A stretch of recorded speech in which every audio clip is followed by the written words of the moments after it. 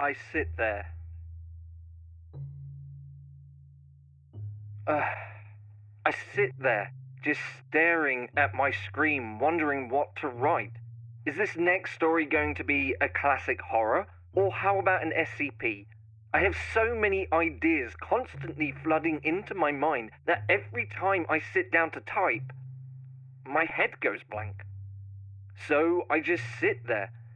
Sit there and stare as I dwell on what I could do next. What would captivate the audience?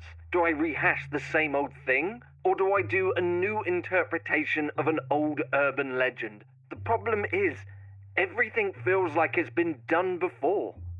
I try to take inspiration from my stories, from whatever is around me at the time, from films, books, or games, but preferably whatever I see in the real world works best. But whenever I go out during the day, it's always so crowded and so busy, so I prefer to go out and walk late at night.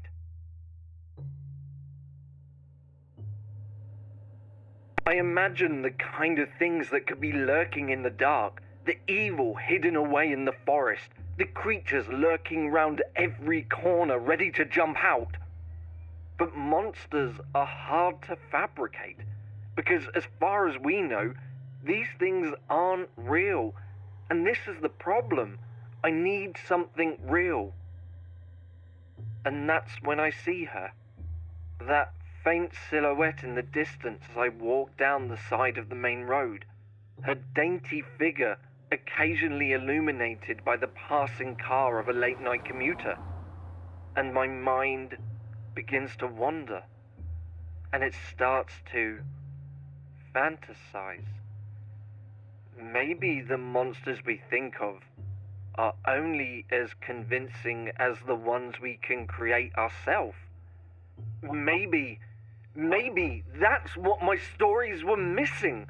Authenticity. I feel this feeling start to bubble up inside of me. Feel my pace start to speed up behind her as the pieces of the puzzle fall into place. Maybe this is what I was missing all along, because I was disassociated with the ideas in my head. Maybe I needed to take a more measured approach to the whole thing. And feel that clammy, pallid skin under my fingers. Feel what it is like to truly have someone struggle under the weight of my grasp. See that true image of terror reflected back through their eyes as they fight to let out a scream, as my hand closes around their neck and their faded sobs gurgle from their blood-filled mouth. And as I snap back to reality, I see her begin to run, phone to her face and raised voices, terrified glimpses back over her shoulder.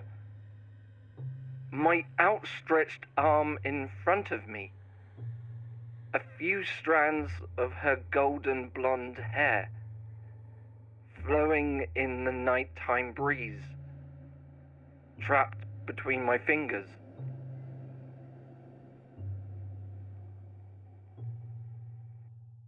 I make it back home. I sprinted the entire way. Out of breath and panting, I collapse into my chair. And I sit there, staring at my screen, with an idea of what to write.